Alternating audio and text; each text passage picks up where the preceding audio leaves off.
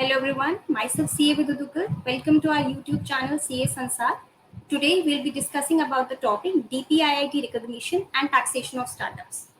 First of all, we need to understand not every new business is a startup.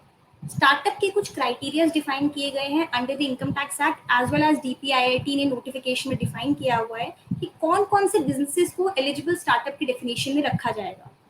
And startup is not just limited to innovation or technology, but it can also be extended to जो हमारे existing sectors हैं like manufacturing, service sector. अगर हम उन criteria को fulfill करते हैं जो list किए गए हैं जो हम discuss करेंगे अभी, तो भी हमारा startup हमारा जो business है वो startup constitute हो सकता है. और startup के लिए बहुत सारे benefits DPIIT ने दिए हुए हैं, जैसे कि patent के लिए फीस एप्लीकेशन फीस 50% ऑफ है, 50% वेवर है उसका, ट्रेडमार्क के लिए वेवर है. सो इसके अलावा भी बहुत सारे टैक्सेशन बेनिफिट्स भी हैं उसके. So first of all let me take you through my PPT.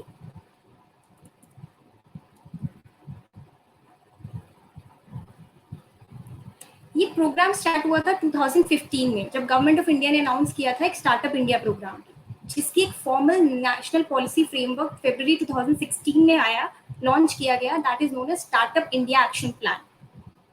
इसमें एलिजिबल स्टार्टअप्स को डिफाइन किया गया था कि कौन कौन से स्टार्टअप एलिजिबल स्टार्टअप्स कहलाएंगे. 2016 में डिफाइन किया, फिर 2017 में इसकी डेफिनेशन चेंज हुई एंड 2019 में दोबारा एक नोटिफिकेशन से इसकी डेफिनेशन रिवाइज की गई. इसकी एप्लीकेशन जनरली startupindia.gov.in से हम कर सकते हैं.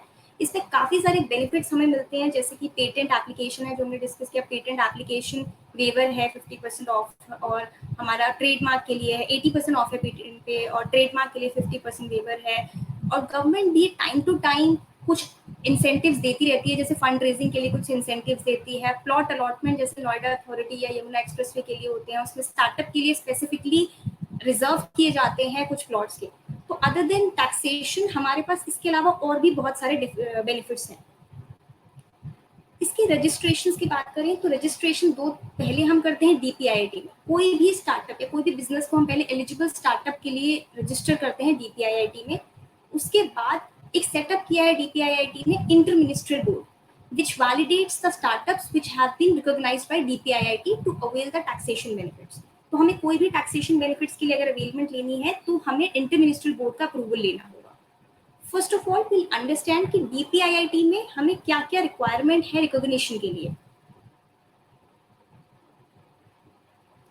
अगर हम एंटिटीज की बात करें डीपीआईआईटी में, तो एंटिटी 3 तरीके की ही हम रजिस्टर कर सकते हैं: private limited company, registered partnership firm and LLP. Please note कि यहाँ पर प्रोप्राइटरशिप फर्म इंक्लूड नहीं की गई है. तो हमारी यही 3 एंटिटीज हैं जो हम स्टार्टअप के लिए रजिस्टर करवा सकते हैं. हमारी इनमें से कोई भी 3 एंटिटी बनी होगी वही हम स्टार्टअप के लिए रजिस्टर करवा पाएंगे. और एक इनकॉर्पोरेशन क्राइटेरिया है कि आपका startup it should not be older than 10 years from the date of incorporation और रजिस्ट्रेशन. अगर 10 साल पूरे हो जाते हैं तो आपका स्टार्टअप एलिजिबल स्टार्टअप की क्राइटेरिया से बाहर हो जाता है. सेकेंडली, टर्नओवर जो है आपकी 100 करोड़ से ज्यादा एक्सीड नहीं होनी चाहिए for any of the financial year since it's incorporation.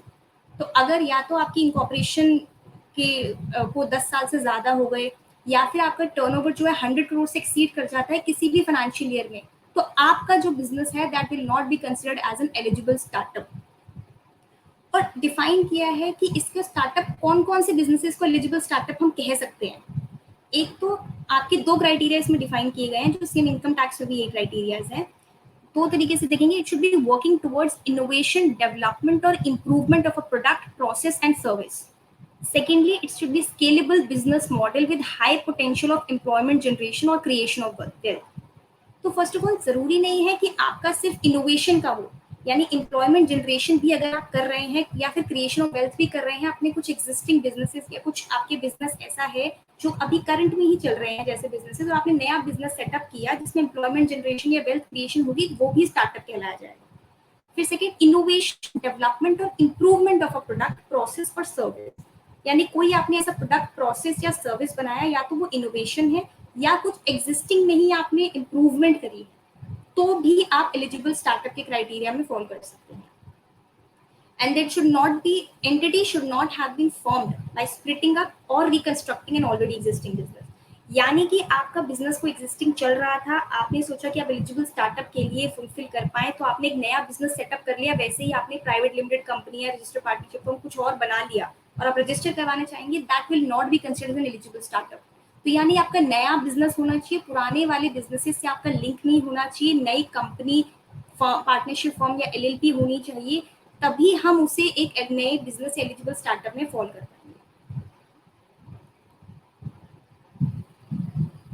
अब क्या क्या इन्फॉर्मेशन हमें जरूरत है जब हम रजिस्टर करवाएंगे डीपीआईआईटी के लिए?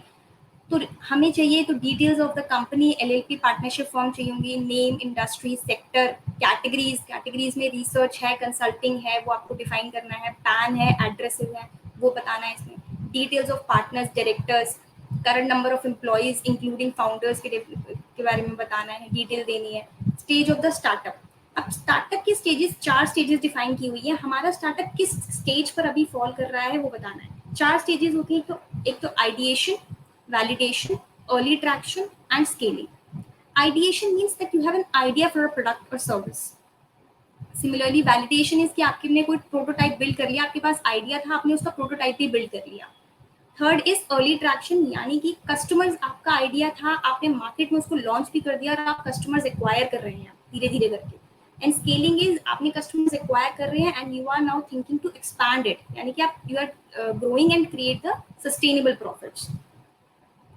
And next is your startup creating an innovative product process or improving the existing product or service. जैसे हमने डिफाइन अभी डिस्कस किया कि 2 तरीके से हो सकता है, या तो इनोवेशन कर सकते हैं आपने किसी प्रोडक्ट में, या सेकेंडली आपका कोई एम्प्लॉयमेंट जनरेशन या वेल्थ क्रिएशन होगा। तो यहाँ हमारे पास ऑप्शन आएगा कि आप इनोवेशन कर रहे हैं या इंप्रूवमेंट कर रहे हैं। फर्स्ट ऑफ ऑल आपको इन दोनों में से टिक करना होगा कि इनोवेटिव कोई प्रोडक्ट है या फिर इंप्रूवमेंट कर रहे हैं किसी एग्जिस्टिंग प्रोडक्ट को।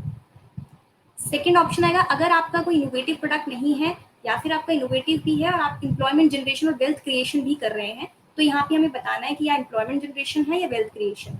सपोज हम एग्जाम्पल लेते हैं इसके लिए वेल्थ क्रिएशन या एम्प्लॉयमेंट जनरेशन का। आपने कोई हैंडीक्राफ्ट इंडस्ट्री सेटअप करी कहीं विलेज में, तो इंडस्ट्री तो पहले से है, देयर इज नॉट समथिंग कुछ इनोवेटिव नहीं है, लेकिन आपने वहां पर एक बहुत लार्ज स्केल में एम्प्लॉयमेंट अपॉर्चुनिटीज क्रिएट करी हैं, तो उसको भी आप स्टार्टअप के अंदर फॉल करवा सकते हैं। इट इज नॉट नेसेसरी कि इनोवेशन ही हो से, अगर आप ये 2 कंडीशंस भी फुलफिल करते हैं तो भी आप स्टार्टअप में उसे रजिस्टर करवा सकते हैं। Next is brief note about innovation, improvement and scalability. मतलब आपने जो ऊपर टिक किया इनोवेशन है या इंप्रूवमेंट या स्केलेबिलिटी था, उसके बारे में आपको नोट बताना है, आपको देना है। फिर has your startup receiving funding, started receiving funding, और if yes the proof of funding, अगर आपको फंडिंग मिल रही है तो आपको फंडिंग का प्रूफ लगाना है यहाँ पर। एंड देन स्टार्टअप एक्टिविटीज के बारे में बताना है। तो यहाँ स्टार्टअप एक्टिविटीज में आपको डिफाइन करना है कि what is the problem solving, how your startup will help in problem solving, and what is the uniqueness of solution, यानी कि अब तक ऐसा क्या नहीं था मार्केट में और आप क्या, आपके सोल्यूशन की क्या यूनिकनेस है, कि क्या डिफरेंट बनाता है आपके प्रोडक्ट या सर्विस को बाकी प्रोडक्ट से जो ऑलरेडी मार्केट में एग्जिस्टिंग है। And how does your startup generate revenue, मतलब आपकी कौन सी टारगेट कस्टमर्स हैं उसके बारे में नोट देना है। हमें यहाँ पे ध्यान देना है कि सिंस यहाँ पर कोई फिजिकल इंटरफेस नहीं है between the officer and the applicant, so we have to make sure कि हम ये जो भी डिटेल्स भरें, we should be able to convince the officer that he should be able to grant us the recognition form. So हमें यहाँ पर बहुत एक्सपैंड करके काफी डिटेल में हमें बताना है कि हमारा बिजनेस एक्चुअली किस कारण क्या काम करता है। देन पिच टेक इज आपको बताना है कि ब्रीफ, यहाँ पे पीपीटी या फिर आप कोई पीडीएफ फॉर्मेट में एक डॉक्यूमेंट बना के दे सकते हैं कि how your startup is innovative and scalable. फिर यहाँ पे आपको ब्रीफली बताना है who are the people employed, कोई फंडिंग रेज हुई है तो उसके बारे में बताना है, credentials of founders and managers, screenshots of images of products and website link if any, आपको बताना है, वेबसाइट लिंक देना है। तो ध्यान देना कि हमें यहाँ पे बहुत डिटेल में सारी बातें बतानी है। स्टार्टअप वीडियो लिंक, यहाँ पे जनरली हम यूट्यूब का पे चैनल बना के एक लिंक शेयर करते हैं एक्सप्लेनिंग कि अगर आपकी मैन्युफैक्चरिंग है या कोई और चीज़ है या कोई प्रोडक्ट है, उसको एक्सप्लेन करिए अपने वीडियो के अंदर, एक्सपैंड करके बताइए कि आप उस प्रोडक्ट को कैसे इनोवेटिव कर रहे हैं। अपनी अगर कोई मशीनरी है या कुछ ऐसे इक्विपमेंट्स हैं जो आप यूज़ कर रहे हैं अपने इस स्टार्टअप के अंदर या इस बिजनेस के अंदर, तो उसे दिखाइए, उसको एक्सप्लेन कीजिए, तो प्रॉपर एक सेटअप बना के उनको कन्विंस करने की कोशिश कीजिए। Then next is copy of incorporation और रजिस्ट्रेशन सर्टिफिकेट यहाँ पे लगेगा। जब हम ये अप्लाई कर देंगे हमें कुछ इस तरीके से सर्टिफिकेट ऑफ रिकॉग्निशन बन के आएगा। प्लीज नोट कि यहाँ पर आपने ध्यान देना है, नीचे लिखा हुआ है कि this certificate is not the certificate issued by inter ministerial board and not valid for availing the taxation benefits. आपने डीपीआईआईटी में रिकॉग्निशन तो ले लिया, आप एक एलिजिबल स्टार्टअप तो बन गए, लेकिन ये सर्टिफिकेट आपको टैक्सेशन बेनिफिट्स के लिए हेल्प नहीं करेगा। उसके लिए आपको इंटर मिनिस्ट्रियल बोर्ड का अप्रूवल लेना होगा। तो फर्स्ट स्टेप, आपने डीपीआईआईटी का रिकॉग्निशन ले लिया है, आप स्टार्टअप बन गए हैं। Generally it takes around 7 to 8 days और 10 days की, जिसके अंदर ये ज्यादा प्रॉब्लम नहीं आती है। आपने अप्लाई किया और कुछ दिन के अंदर आपको सर्टिफिकेट मिल जाता है, प्रोवाइडेड आपने सारी चीजें कंडीशंस फुलफिल करी हैं, सारी रिक्वायरमेंट्स जो थी डॉक्यूमेंट्स फर्निश किए हैं। फिर उसके बाद हम अप्लाई करते हैं इंटर मिनिस्ट्रियल बोर्ड के अप्रूवल के लिए, सर्टिफिकेशन लेते हैं ताकि हम एग्जेम्पशन ले पाए and avail the taxation benefits जो हमें अवेलेबल है। अब एटीआईएसी बेसिकली गवर्न करता है कि हमें टैक्सेशन बेनिफिट्स कौन कौन से मिलेंगे। तो जब हम अप्रूवल के लिए अप्लाई करेंगे तो देखना है कि हमारी कंपनी यहाँ पे प्राइवेट लिमिटेड कंपनी या एलएलपी हो सकती है। यहाँ पे ध्यान देना है कि हमने जब डीपीआईआईटी के लिए रिकॉग्निशन के लिए भरा था तो वहाँ आपकी एक पार्टनरशिप फॉर्म भी इंक्लूडेड थी, बट जब हम इंटर मिनिस्ट्रियल बोर्ड के अप्रूवल के लिए करते हैं तो हमारी कंपनी जो है वो पार्टनरशिप फॉर्म नहीं हो सकती। हम इन दोनों में ही फॉल करने चाहिए, प्राइवेट लिमिटेड कंपनी हो हमारी या फिर limited liability partnership form. Incorporation criteria में आपकी 1 अप्रैल 16 से लेकर 1 अप्रैल 21 से पहले तक आपकी इनकॉर्पोरेटेड हो कंपनी। अभी तक तो ये जो इसकी लिमिट है दैट इज ओनली 1 अप्रैल 21 तक है, लेकिन हो सकता है नेक्स्ट फाइनेंस एक्ट में दे में एक्सटेंड द टाइम पीरियड कि अभी 16 से 21 तक है। एलिजिबल बिजनेस की डेफिनेशन सेम जो थी वहाँ पे, इनोवेशन, डेवलपमेंट और इम्प्रूवमेंट हो प्रोडक्ट, सर्विस और प्रोसेस में, और स्केलेबल बिजनेस मॉडल हो with high potential of employment generation और वेल्थ क्रिएशन। बाय डेफिनेशन मतलब ये सारी कंडीशंस फुलफिल होनी चाहिए। Again, entity should not have been formed by splitting up or reconstructing an already existing business. ये बाकी सारे एसएसएड लॉज में भी हमारा सेम ही है कि कोई पुरानी बिजनेस नहीं होना चाहिए। सेम एटीआईएसी में भी सेम चीज है, पुराना बिजनेस नहीं होना चाहिए, नया बिजनेस होना चाहिए। आप कोई स्प्लिट अप नहीं कर रहे हो, आप कुछ नया बिजनेस नहीं बना रहे हो पुराने बिजनेस से, एकदम नया बिजनेस हो। अगेन हमने डिस्कस किया कि पुराने बिजनेस से लिंक नहीं होना चाहिए, बट अगर 20% हमारी अगर वैल्यू मशीनरी पुरानी है that can also be utilised in this, but 20% तक ही अलाउड है, अदरवाइज पूरी होनी चाहिए, बट 20% तक हमें अलाउड है कि हम यूज कर सकते हैं पुरानी machinery, planning machinery. Now information required for registration under section 80 IAC। इसमें हम एप्लीकेशन फॉर्म डिफाइन किया हुआ है डीपीआईआईटी ने। फॉर्म 1 में हम अप्लाई करेंगे स्टार्टअप इंडिया जीओवी पे और डिटेल्स देंगे स्टार्टअप की, name of the startup, date of incorporation, incorporation number, address, nature of business and DIPP number की बताएंगे। जो आपका सर्टिफिकेट नंबर आपको पहले मिला था उसको हमें यहाँ बताना है, मेंशन करना है। Contact details of startup and then documents required for registration में एमओए, एलएलपी डीड अटैच करनी है, एनुअल अकाउंट्स एंड आईटीआर देने हैं फॉर लास्ट 3 फाइनेंशियल ईयर। जरूरी मैंडेटरी नहीं है बट लगा सकते हैं अगर आपके ऑलरेडी पुराना बिजनेस चल रहा है। यहाँ पर भी आपको वीडियो लिंक देना है, पिच डेक देना है। तो यहाँ पर इस चीज का हमें ध्यान रखना है कि ये एटीआईएसी का आने में बहुत टाइम लग जाता है स्टार्टअप के लिए, मतलब अप्रूवल इजीली नहीं मिलता है इसका। तो हमें यहाँ पर ये सारी की सारी कंडीशंस को फुलफिल करना है, हमें मोर प्रेजेंटेबल बनाना है अपने अपने एप्लीकेशन फॉर्म को। डिडक्शन हमें अवेल होगी, that is amount of deduction is 100% of profits हमें डिडक्शन अवेल करेंगे फ्रॉम स्टार्टअप बिजनेस से जो हमें मिल रहा है। एंड टर्नओवर क्राइटेरिया इज, यहाँ पर total turnover does not exceed 100 crore rupees in the previous year for which deduction is claim. यानी कि जिस फाइनेंशियल ईयर में आप डिडक्शन क्लेम कर रहे हैं उसका टर्नओवर जो है वो 100 करोड़ से ज्यादा एक्सीड नहीं होना चाहिए। Then next is period of deduction is 3 consecutive assessment years के लिए हमें मिलेगा out of 10 years in which eligible startup is incorporated। तो यानी कि जो हमने डिस्कस किया कि 10 साल तक ही हमारा स्टार्टअप एलिजिबल स्टार्टअप कहलाता है, तो उन 10 सालों में हम किन्हीं 3 सालों में डिडक्शन अवेल कर सकते हैं प्रोवाइडेड हमारी 100 करोड़ तक की ही टर्नओवर है। सपोज हम लेते हैं एग्जाम्पल, जैसे फाइनेंशियल ईयर 17-18 में हमारी डिडक्शन थी, हमारी टर्नओवर थी 70 करोड़ की, और 70 फाइनेंशियल ईयर 17-18 में 70 करोड़ की थी, 18-19 में सपोज की आपकी 120 करोड़ की हो जाती है। तो कंसेक्यूटिवली वाली अगर लाइन को पढ़ें तो उसमें लिखा है कि 3 कंसेक्यूटिव असेसमेंट ईयर्स के लिए लेना है, लेकिन जो सेकंड ईयर में जब हम आए तो हमारी जो है टर्नओवर एक्सीड कर गई है 100 करोड़ से, तो हम नेक्स्ट असेसमेंट ईयर के लिए नहीं ले पाएंगे डिडक्शन, नेक्स्ट प्रीवियस ईयर के लिए डिडक्शन नहीं ले पाएंगे। तो हमें दोनों कंडीशंस को फुलफिल करनी है और देखना है कि 10 सालों में जो मैक्सिमम प्रॉफिट, जहां मैक्सिमम हम अवेल कर सकते हैं, हम मैक्सिमम बेनिफिट हमें मिल सकता है, हमें चूज करना चाहिए एसएससी को कि कौन सी डिडक्शन, कौन सी 3 सालों में वो डिडक्शन ले। Number of startups recognised till date DPIIT में देखेंगे तो 33,882 डीपीआईआईटी रिकॉग्नाइज्ड स्टार्टअप्स हैं।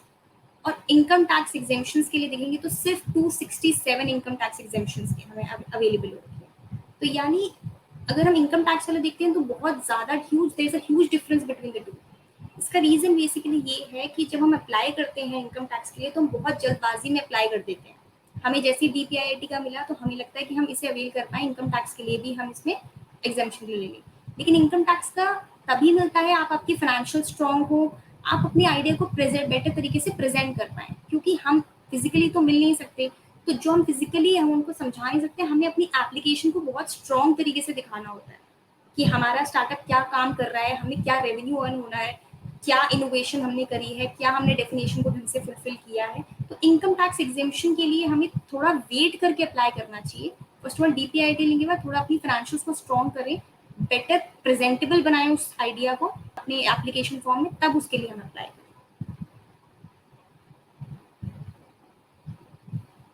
नेक्स्ट बेनिफिट एटीआईसी के बाद नेक्स्ट बेनिफिट जो हमें मिलता है, एंजल टैक्स इंसेंटिव्स मिलते हैं।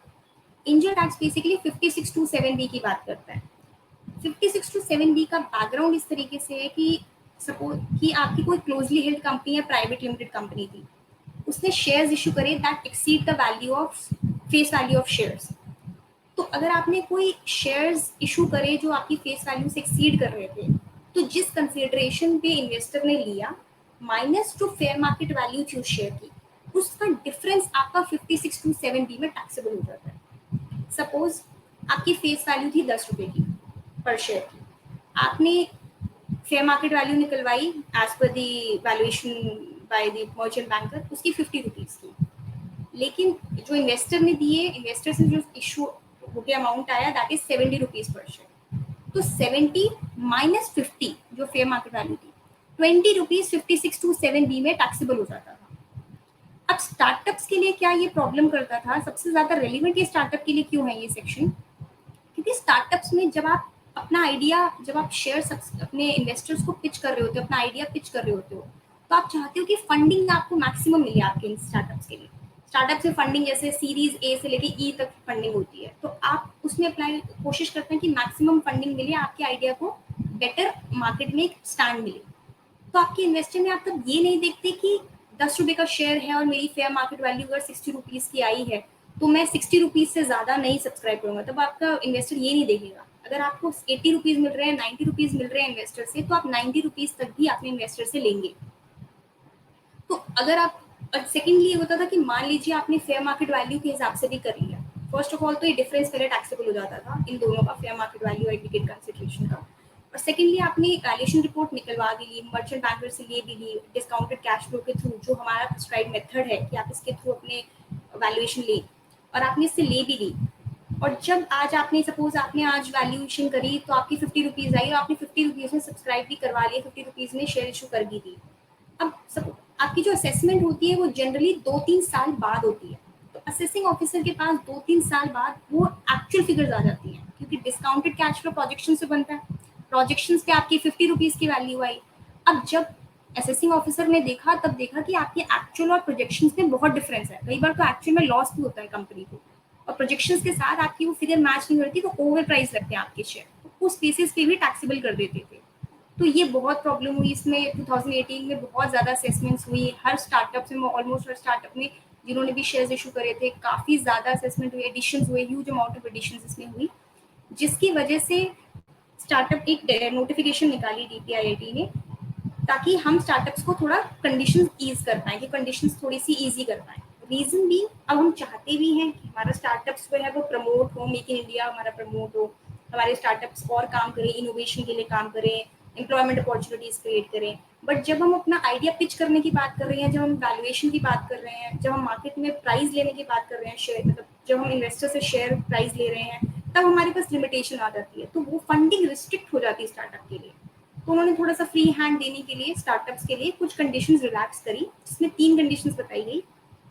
फर्स्ट ऑफ ऑल 19 फरवरी को ये बताया गया कि या तो डिक्लेरेशन देंगे हम एक फॉर्म 2 में, that must be filed by with DPIIT, जिसमें हम बताएंगे कुछ एंड यूज ऑफ इन्वेस्टमेंट, यानी जो मैंने इन्वेस्टमेंट रेज करी है, जो मेरे शेयर्स इशू करके जो अमाउंट आया है, वो मैं इन सारे एसेट्स में इशू नहीं करेंगे, इन सारे एसेट्स में यूज नहीं करेंगे। We will discuss in the next slide कि कौन सारे एसेट्स हैं जिसके अंदर हमें इशू नहीं करना। Then second is it must be recognised by the DPIIT.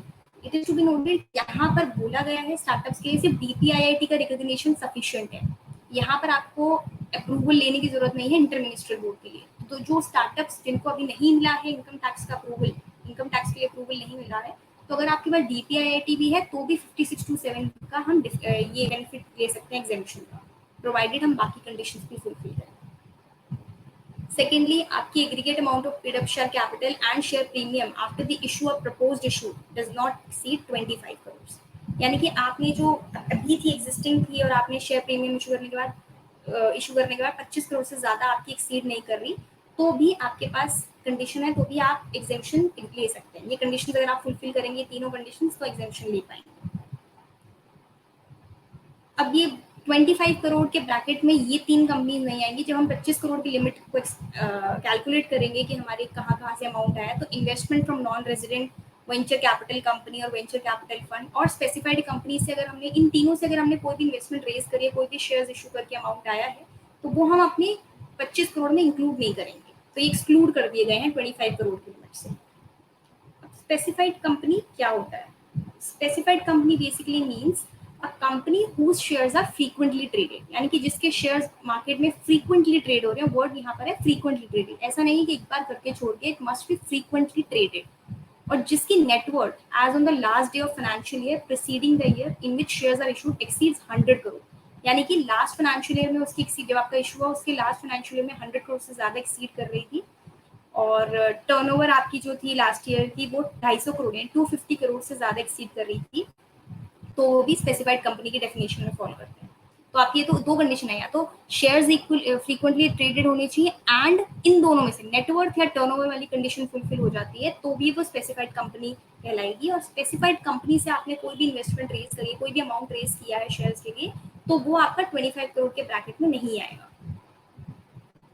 अब जो हम डिक्लेरेशन की बात कर रहे थे कि हम डिक्लेरेशन फाइल करेंगे, ये हमें रिस्ट्रिक्शंस दी गई हैं और investment raise for angel tax exemption, यानी कि हमने जो अमाउंट रेज किया है वो हम अगले 7 साल तक 7 years from the end of the latest financial year in which shares are issued at premium, next 7 years तक मैं अपना इन्वेस्टमेंट यहाँ पर इन्वेस्टमेंट नहीं कर सकते एसेट्स में, यानी कि बिल्डिंग और land being a residential house, land और building not being a residential house, loans and advances, capital contribution made to another entity, shares and securities, motor vehicle जिसकी exceed कर रही है वैल्यू 10 लाख की, ज्वेलरी और एनी अदर एसेट। यहाँ पर बात करते हैं हम जो 4 to 9 में है, यहाँ पर आपका बुलियन आएगा, आर्कियोलॉजिकल कलेक्शंस आएंगे, तो हम इन सब में इन्वेस्ट नहीं कर सकते, प्रोवाइडेड एक चीज यहाँ पर रिलैक्सेशन दी गई कि अगर आपका काम exemption will be available if invested in the ordinary course of business, जहां हमने स्टार मार्क कर रखा है, अगर हमारा काम ही लैंड बिल्डिंग का है, रेजिडेंशियल हाउसेस का है,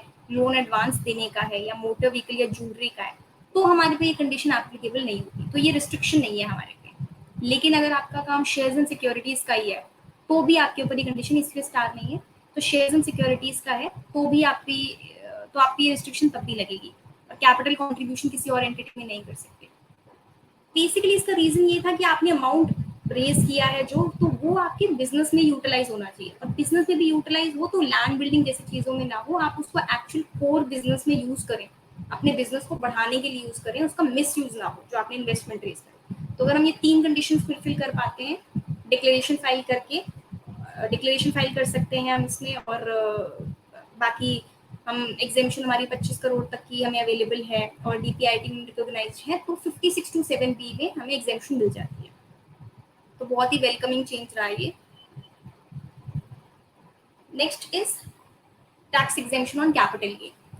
तो पहले 80 IEC की बात करी हमने, सेकेंड हमने बात करी 5627B की, देन थर्ड जो टैक्सेशन बेनिफिट हमें अवेलेबल है दैट इज 54GB का।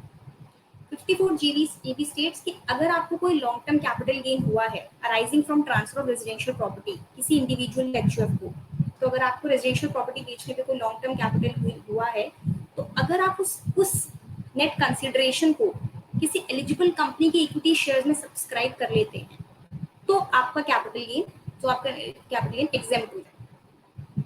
अब एलिजिबल कंपनी की डेफिनेशन क्या है? एलिजिबल कंपनी मींस एमएसएमई हो सकती है वो, और एलिजिबल स्टार्टअप हो सकती है। एलिजिबल स्टार्टअप की डेफिनेशन सेम है जो हम ATIAC में पढ़ते थे।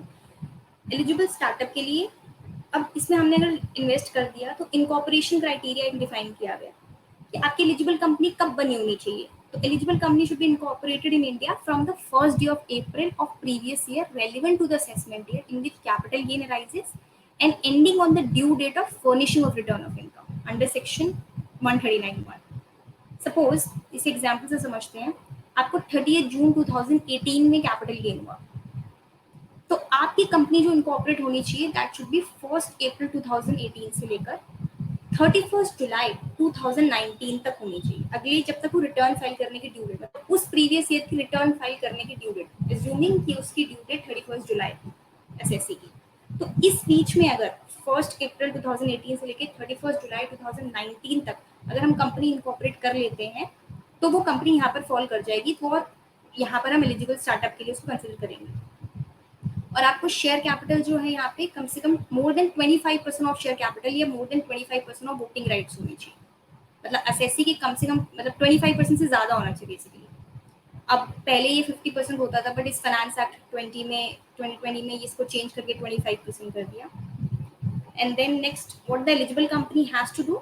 एलिजिबल कंपनी को आपने शेयर्स इशू करके आपने अमाउंट तो दे दिया, अब एलिजिबल कंपनी को भी उस अमाउंट को कोई परचेज करना है, कोई नया asset within 1 year from the date of subscription equity shares by this, यानी कि आपके लेने के बाद भी कंपनी के पास कंपनी के ऊपर लायबिलिटी है कि कंपनी को एसेट परचेज करने हैं 1 साल के अंदर अंदर, और वो 1 साल के अंदर जो आपने एसेट परचेज किए हैं that is a block period कि वो 5 साल तक आप उसको बेच नहीं सकते। Block period of 5 years from the date of acquisition of equity shares और एसेट बाय कंपनी।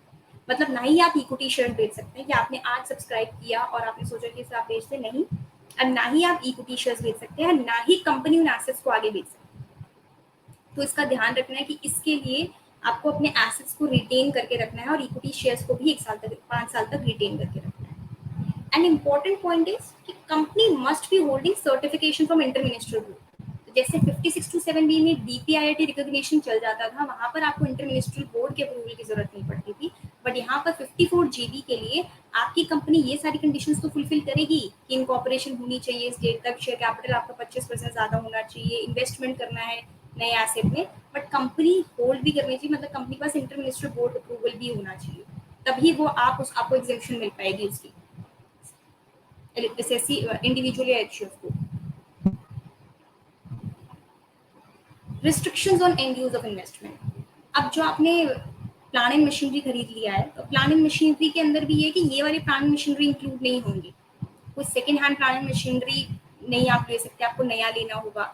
कोई ऑफिस प्रीमाइसेस में अगर आपने इंस्टॉल किया है या रेजिडेंशियल अकोमोडेशन के लिए किया है वो इंक्लूड नहीं होगा। कोई office appliances including computers and computer hardware softwares, तो वो इंक्लूड नहीं होगा, एक्सेप्ट अगर आपका टेक्नोलॉजी ड्रिवन है। भाई आपका टेक्नोलॉजी ड्रिवन होगा तो काम ही आपका कंप्यूटर से कंप्यूटर सॉफ्टवेयर पे होगा, तो बेसिकली वहां पर आप ले सकते हैं, और उसकी होल्डिंग पीरियड जो है वो 3 साल तक की है, उसमें 5 साल के लिए ब्लॉक पीरियड नहीं है, that is only for 3 years। कोई व्हीकल नहीं ले सकते आप, कोई मशीनरी और plant the whole of actual cost of which must not be allowed as deduction whether by way of depreciation और otherwise in any previous year. तो ये सारी कंडीशंस फुलफिल करनी है उस प्लांट एंड मशीनरी के लिए भी जो आप लेंगे, जो कंपनी लेगी। Next is last is section 79 जिसमें रिलैक्सेशन दी गई है कैरी फॉरवर्ड ऑफ लॉसेस के लिए। 79 बेसिकली स्टेट्स कि आपकी किसी भी कंपनी में 79 को हम समझे तो कोई भी कंपनी में अगर लॉस हो जाता है तो जिस साल में लॉस हुआ और जिस साल में आप उसको सेट ऑफ करना चाह रहे हैं कम से कम 51% शेयर होल्डिंग पुरानी वाली होनी चाहिए, मतलब there should not be a change in 51% share holding, उससे ज्यादा चेंज नहीं होना चाहिए।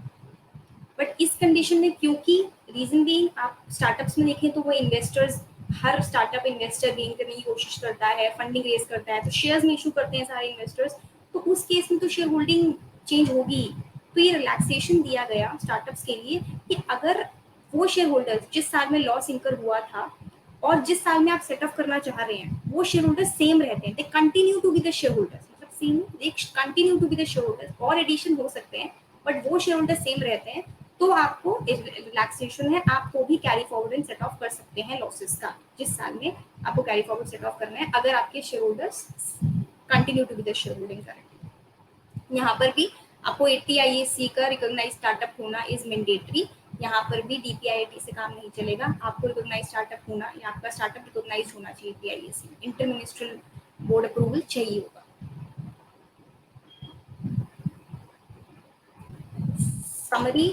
समरी में आप हमने जो अभी तक डिस्कस किया है कि जैसे रिकॉग्निशन है DPIIT से भी मिलेगी और इंटर मिनिस्ट्रियल बोर्ड सर्टिफिकेशन से हमें जो मिलेंगी, तो किस किस के लिए एप्लीकेबल है। अब टैक्स एग्जेम्पशन अगर आपको लेनी है 80 IAC में, तो दोनों का आपको अप्रूवल चाहिए होगा, मतलब बोर्ड अप्रूवल भी चाहिए, DPIIT रिकॉग्निशन भी चाहिए। कैरी फॉरवर्ड ऑफ लॉस के लिए भी आपको दोनों चाहिए। एंजल टैक्स के लिए आपको सिर्फ DPIIT का रिकॉग्निशन चाहिए, यहाँ पर आपको जरूरत नहीं है इंटर मिनिस्ट्रियल बोर्ड सर्टिफिकेशन की। And then capital gain exemption के लिए भी आपको दोनों के अप्रूवल की जरूरत है, दोनों recognition as well as approval. हम देखें इसमें समरी में डिस्कस की कंपनी LLP और पार्टनरशिप फॉर्म में कौन सा बेनिफिशियल रहेगा, किस किस के लिए हमें DPIIT रिकॉग्निशन चाहिए होगा। तो DPIIT और बाकी सारे बेनिफिट्स किसके लिए अवेलेबल हैं। तो DPIIT में कंपनी LLP और पार्टनरशिप फॉर्म तीनों को मिल जाएगा। टैक्स एग्जेम्पशंस में कंपनी और सिर्फ LLP को मिलेगा, आपका पार्टनरशिप फॉर्म को नहीं मिल सकता। कैरी फॉरवर्ड ऑफ लॉस में भी हम शेयर्स के बात करते हैं कि शेयर होल्डिंग आपकी कितनी होनी चाहिए, 51% ज़्यादा चेंज नहीं होनी चाहिए, they continue to be the share holders basically. तो उसमें भी कंपनी की बात होती है, LLP और पार्टनरशिप फॉर्म के लिए एप्लीकेबल नहीं है वो। एंजल टैक्स एग्जेम्पशन के लिए भी हम शेयर्स की बात करते हैं कि शेयर्स वैल्यू सब्सक्राइब की है उन्होंने exceeding the face value of shares, तो वो कंपनी की बात होती है, that is not applicable for LLP और partnership form. Same with capital gain exemption, वहाँ पर हम कंपनी इनकॉर्पोरेट करते हैं, ना कि LLP और पार्टनरशिप फॉर्म। तो अगर हमें कैपिटल गेन के लिए एग्जेम्पशन भी चाहिए तो स्टार्टअप जो है वो आपकी कंपनी इनकॉर्पोरेट होनी चाहिए, private limited company. I hope आपको इसमें क्लैरिटी हो गई होगी कौन कौन से टैक्सेशन बेनिफिट्स हैं, कैसे हमें DPIIT रिकॉग्निशन मिलेगा, क्या क्या इन्फॉर्मेशन हमें रिक्वायर्ड है। अगर स्टिल आपको कोई डाउट्स हैं so you can please write in the comment section और mail your query on this mail ID। and thank you so much, please subscribe to our channel. Thank you.